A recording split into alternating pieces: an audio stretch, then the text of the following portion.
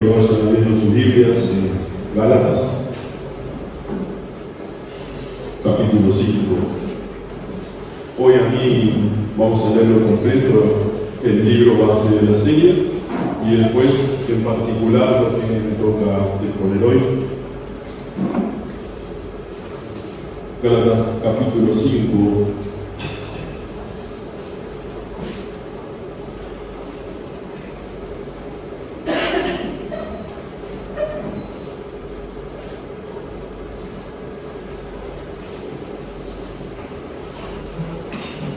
Capítulo 22. Mas el fruto del Espíritu es amor, gozo, paz, paciencia, benignidad, bondad, fe, mansedumbre, templanza. Contra tales cosas no hay ley.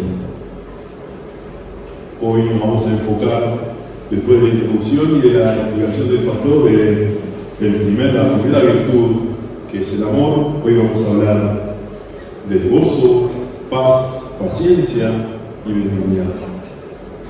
El domingo próximo, el otro predicador se encargará de los que siguen. ¿Amén?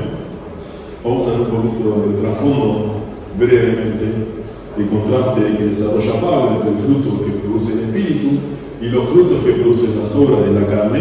Es la culminación, es el epicentro del libro de Gálatas, donde Dios no nos liberó de la ley para que nos comportáramos de manera anárquica, de manera como que nosotros somos los que hacemos y realizamos y llevamos a cabo la ley, sino que nos reino para depender plenamente del Espíritu Santo de Dios, para que Él pueda transformarnos de adentro y nosotros, a través de esa transformación, podamos llevar a cabo el mandato de andar en el Espíritu. Esto queda especialmente claro cuando comparamos las dos listas que el pastor se encargó de predicar el domingo pasado. El fruto del Espíritu, por otra parte, y vamos a ir enfocados totalmente en eso, es producido de manera concreta en cada creyente, sin importar cuán tenue o cuán chica sea la evidencia de sus diversas manifestaciones en el individuo. El fruto del Espíritu es el indicador externo de la salvación. Entonces, se manifiesta la salvación porque el creyente produce frutos en su vida. Los invito ahora a que nos vayamos a Mateo capítulo 7.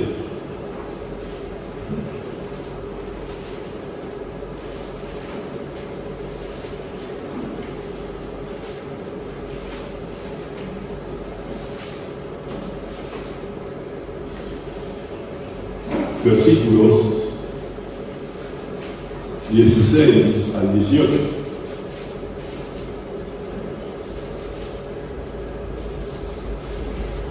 Por sus frutos los conoceréis. ¿Acaso se recogen uvas de los espinos o higos de los abrojos? Así todo buen árbol da buenos frutos, pero el árbol malo da malos frutos. No puede ser el buen árbol dar malos frutos, ni el árbol malo dar buenos frutos. Todo árbol que no da buen fruto es cortado y echado en el fuego. Así que por sus frutos los conoceréis. Vamos a arrancar con la primera virtud, que es el gozo. Volvemos a Gálatas, en el capítulo 5:22, más el fruto del Espíritu es amor, y hacemos énfasis, gozo. El gozo es el resultado de nuestra buena relación entre nuestra alma y Dios. Se ha dicho y se dice, y lo comprobamos y lo vivimos, que la alegría que nosotros, la emoción de la alegría que nosotros llegamos a conocer muchas veces, es temporal, es momentánea, es subjetiva, pero el gozo del Espíritu es eterno, es atemporal, es permanente y justamente es objetivo. El gozo del cristiano viene justamente por la proclamación del Evangelio, cuando se recibe a Jesucristo como nuestro Salvador, y con la seguridad de que Cristo resucitó de los muertos y de que Él va a volver. Eso es el gozo del cristiano, que viene en conjunto con esa proclamación que cada uno de nosotros la firma, la guarda, la respeta y la ama. Ahora, la segunda manifestación del fruto del Espíritu es gozo, que en el original es chará.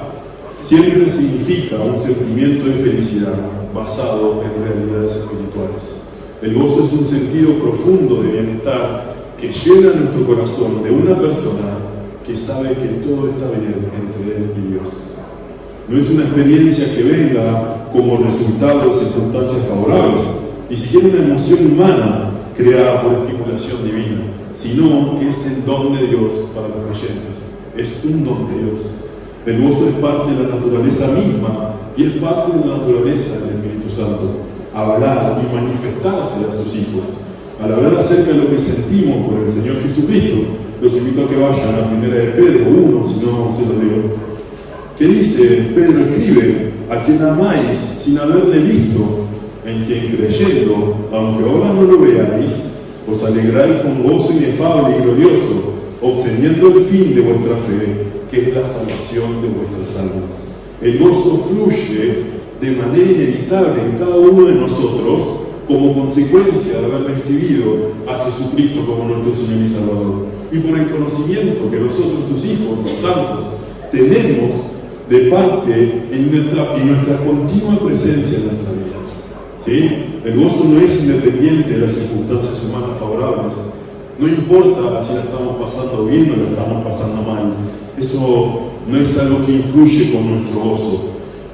Santiago lo habla en Santiago 1:2. Hermanos míos, tened por sumo gozo cuando os halléis en diversas pruebas. Nosotros, los creyentes, nos gozamos en Dios aunque estemos afligidos y sufriendo. Por encima de nuestra necesidad vemos la suficiencia divina. Por encima de nuestro dolor vemos la consolación divina. Por encima de nuestra prueba nosotros vemos la intervención divina. Por encima de nuestra soledad vemos la compañía divina. Y por encima de nosotros mismos finalmente terminamos viendo a Dios.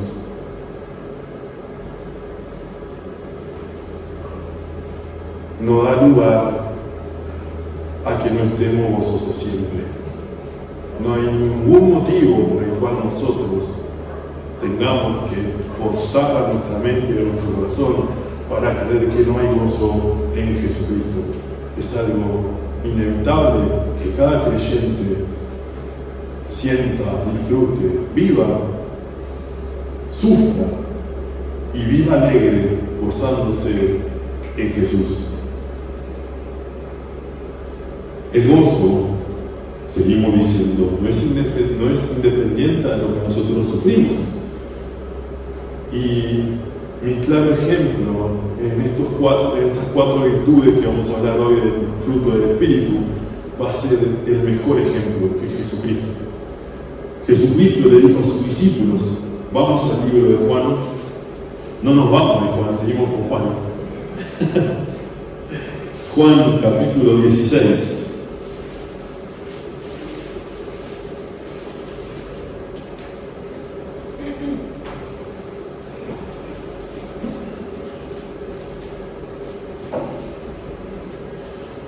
Versículo 20. De cierto os digo que vosotros lloraréis y lamentaréis, y el mundo se alegrará. Pero que vosotros estéis tristes, vuestra tristeza se convertirá en gozo. Para ilustrar esta verdad, Jesús, un poquito más abajo, comparó el gozo divino con una mujer a punto de dar a luz. En el versículo 21, la mujer cuando da luz tiene dolor porque ha llegado su hora, pero después que ha dado a luz un niño, ya no se acuerda de la angustia por el gozo de que haya nacido un hombre en el mundo. Pero también vosotros ahora tenéis tristeza, pero os volverá a ver y se gozará vuestro corazón, y nadie quitará vuestro gozo.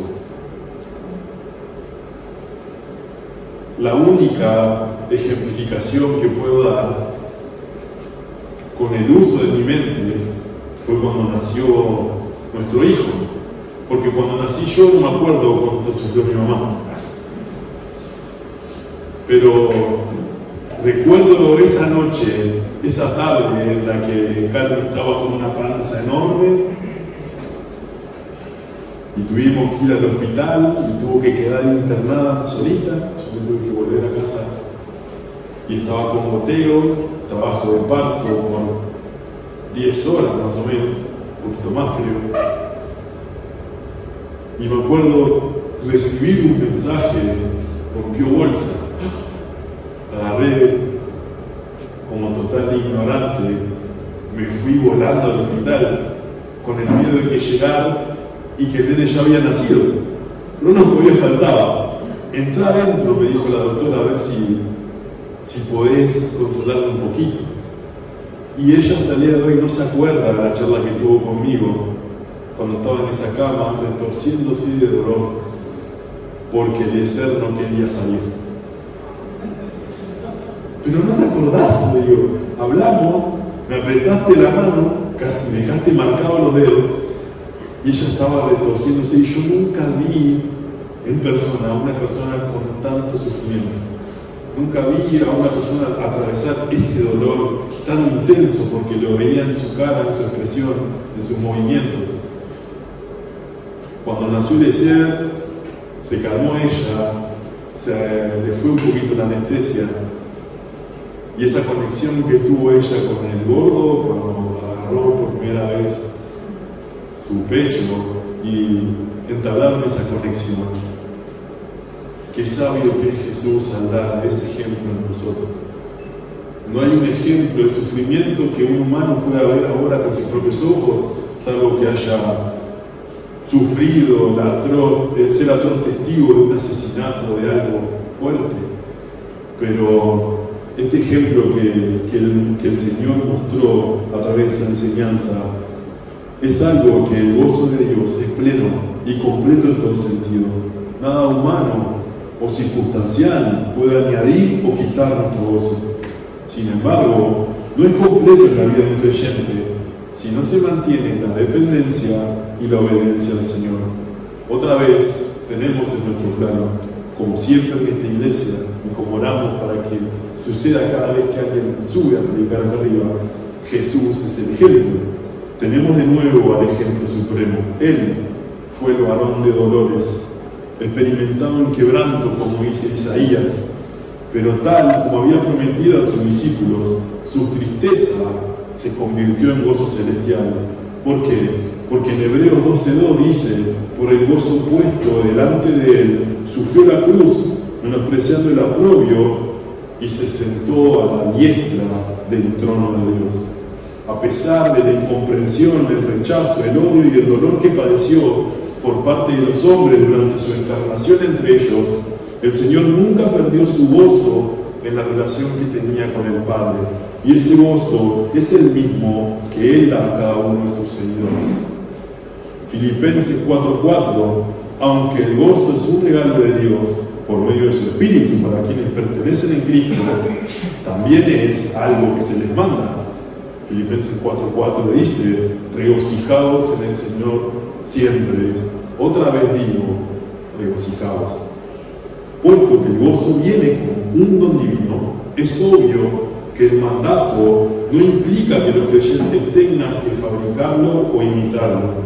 El cumplimiento del mandato consiste solamente en aceptar y disfrutar con gratitud esta bendición que cada uno de ustedes, cada uno de nosotros ya poseemos, porque nosotros sabemos que el gobierno de Dios, el reino de Él, no es comida ni bebida, sino justicia, paz y gozo en el Espíritu Santo.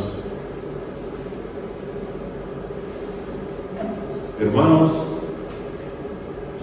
pase lo que tenga que pasar, venga lo que venga, nos suceda lo que nos suceda, tenemos una esperanza y la decimos siempre. El último pasaje de la Biblia, yo vengo pronto, sí, vengo. Eso es algo que nos tiene que venir a luz cada vez que sintamos desfallecer. Pedirle a Él que nos aumente nuestra fe para poder confiar y descansar en su soberanía, es algo que cada cristiano tiene el mandato de hacer. Aceptar lo que pasemos con humildad y principalmente con felicidad, porque Él está en control de todas las cosas. El segundo punto, volvemos a Gálatas 5.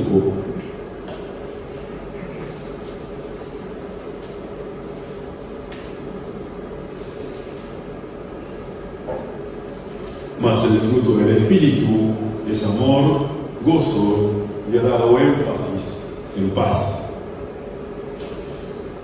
Si el gozo habla de la entereza y la alegría de nuestro corazón como resultado de nuestra relación con Dios, la paz, que es Irene, se refiere a la tranquilidad de la mente que viene como resultado de la salvación.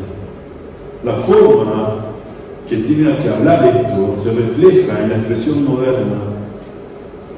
Y esto fue una frase que saqué del pastor MacArthur: tener los asuntos en orden. Todo se encuentra en su lugar, tal como debería estar. Así como el gozo, la paz no tiene relación alguna con las circunstancias. Los cristianos saben, como dice en Romanos 8:28, que los que aman a Dios, todas las cosas les ayudan a bien. Esto es, a los que conforman su propósito son llamados. Entonces, si sabemos que Dios está en control de todas las cosas, de todos los aspectos de la vida de sus santos, el aspecto que puedan tener sus circunstancias desde un punto de vista humano, no tiene importancia.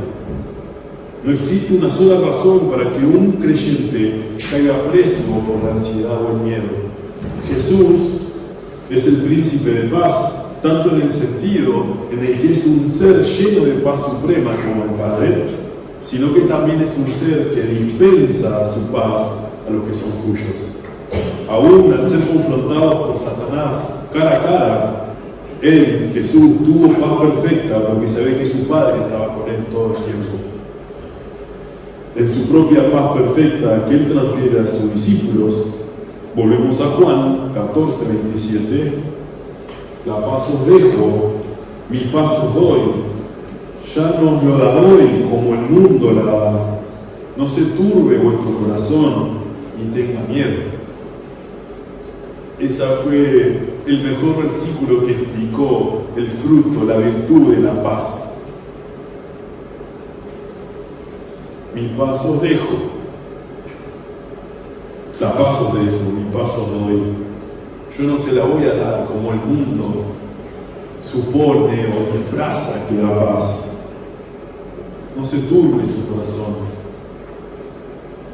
Así como Él fue perseguido, como sus discípulos fueron perseguidos, hoy nosotros también, en cierta manera, somos perseguidos. Somos mal señalados, somos mal vistos, porque nosotros no acatamos, ni defendemos, ni aceptamos lo que el mundo ofrece hoy por hoy. Es el mismo discurso que Pablo les exigía a los galatenses cuando ellos permitían o querían permitir a los judaizantes con respecto a que la salvación también tiene que ver con obras, no es solo gracia. Nosotros hoy no estamos dispuestos a poner en riesgo o en juego las convicciones que Cristo nos da, y eso lleva a división. Y justo tenía en mente, y hoy hablando con el pastor, el Señor Jesús es como Él dijo: yo vengo a dividir, a separar lo bueno de lo malo. Yo vengo a mostrar cuál es el camino de la vida eterna. El camino de la vida eterna en completa paz y felicidad y en plenitud de gozo es una puerta estrecha a comparación de la que el mundo ofrece, que es grande. Pero en nosotros no entra el juego de poner en juego las convicciones que la Biblia nos da. Por eso, no nos turbemos en nuestros corazones. La paz que viene de Dios, que Él dispensa a sus hijos, Él nos la dispensa a nosotros. No nos preocupemos por lo que las circunstancias nos ofrezcan, si no tengamos paz con Él, que Él es soberano. y Él cumple, y Él orquesta y ordena todas las cosas para nuestro bien. Volvemos a Gálatas 5, capítulo 22. Mas el fruto del Espíritu es amor, gozo, paz, y ahora hacemos énfasis en paciencia. Macrotumia o macrotimia, que es paciencia, tiene que ver con tolerancia y longanimidad frente a las ofensas y, oh casualidad, a las heridas infligidas por otros. La disposición serena para aceptar las situaciones que son irritantes o dolorosas para nosotros. Tenemos que imitar al ejemplo supremo que es Jesús. Dios, Salmos 86:15, lento para la ira. Espera Dios que sus hijos también lo sean. Así como los creyentes, nosotros nunca debemos menospreciar las riquezas, como dice Romanos 2:4, las riquezas de su benignidad, paciencia y longanimidad. También nosotros deberíamos manifestar en nuestras vidas esos atributos de nuestro Padre Celestial. En los últimos días, los incrédulos, arrogantes, nos confrontan continuamente con la pregunta: ¿dónde está tu Cristo? ¿Cuándo va a volver? Esa fue la pregunta de inflexión, de guerra, de oposición del mundo. Dicen que va a volver, pero ¿cuándo va a volver? Con ese tono en el que terminan diciéndonos una frase más: no va a volver nunca, nunca volvió. Desde el día en que Cristo ascendió a los cielos y Él nos dijo que iba a volver, en sus mentes entenebrecidas por el pecado, los incrédulos no pueden ver que hoy está pasando como en los días de Noé, cuando Dios retrasó con paciencia el diluvio para dar a los hombres más tiempo a arrepentirse. Es también por causa de su paciencia y misericordia que Él está demorando su segunda venida. El juicio a los incrédulos que lo acompañan. Segunda de Pedro 3:9 dice: no queriendo que ninguno perezca, sino que todos procedan al arrepentimiento. El apóstol Pablo confesó que a pesar de haber sido el primero entre muchos de los pecadores, él halló misericordia delante de Dios. En 1 Timoteo 1, versículo 15,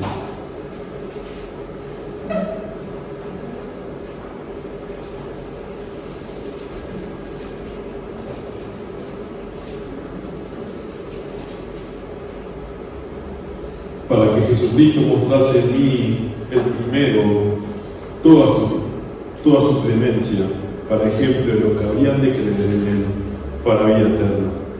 Los creyentes tenemos el mandato de imitar la paciencia de nuestro Señor. Colosenses 3 dice: vestíos pues como escogidos de Dios, santos y amados, de entrañable misericordia, de benignidad, de humildad, de mansedumbre, de paciencia. En especial, nosotros, los hermanos de la fe, el primer atributo o virtud que se muestra es el amor. Es lo primero que nosotros debemos mostrar en continuidad con las demás virtudes. ¿De qué nos sirve ser hijos de Dios si no tenemos gozo en Él? ¿De qué nos sirve ser hijos si no tenemos paz con Dios? ¿De qué nos sirve ser hijos si no tampoco tenemos paciencia y longanimidad ante las adversidades?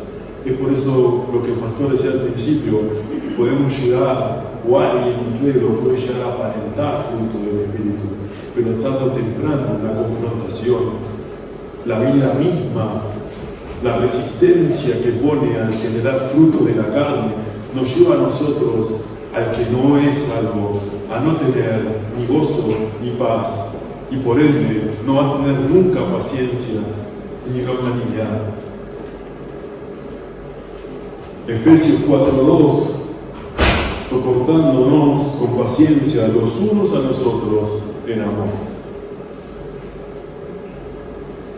Como Podemos ver en la Biblia a Timoteo, maestros, líderes cristianos, deben enseñar, como se dice en 2 Timoteo 4:2, con toda paciencia y doctrina.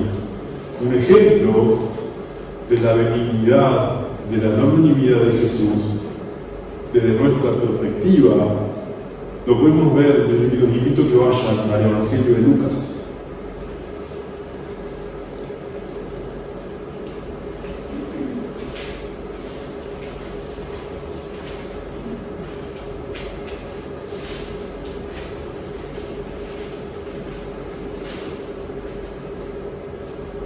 Capítulo 6.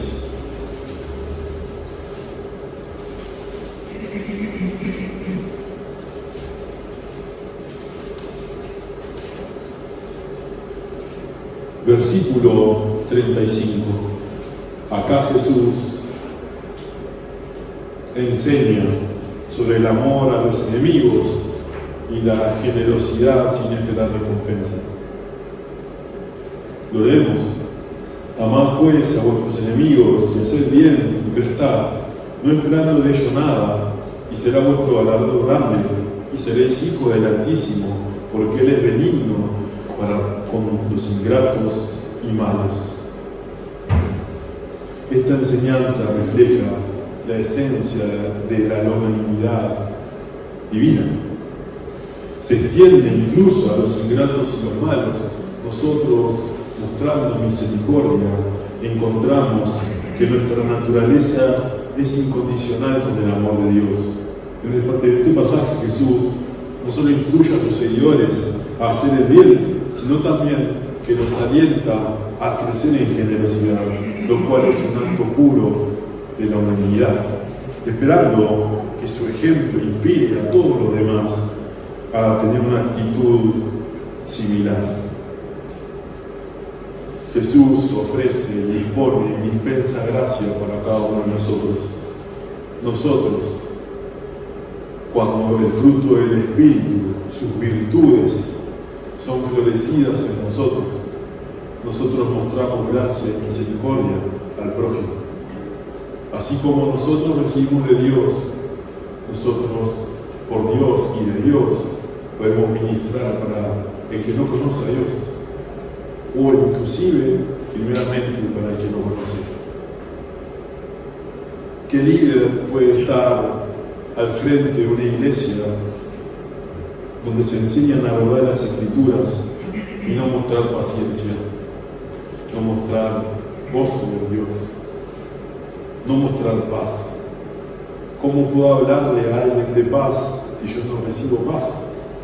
¿Cómo puedo hablarle a alguien de Cristo si yo no tengo amor? ¿Cómo puedo hablarle a alguien que debe soportar los abates del mundo si yo no lo soporto? Todo hijo de Dios debe anhelar que esas virtudes del fruto del Espíritu sean irradiadas en Él. Nosotros debemos cultivar en amor todas estas virtudes para que el día de mañana, y vuelvo al principio, podamos ver con tranquilidad. Se lo voy a volver a leer.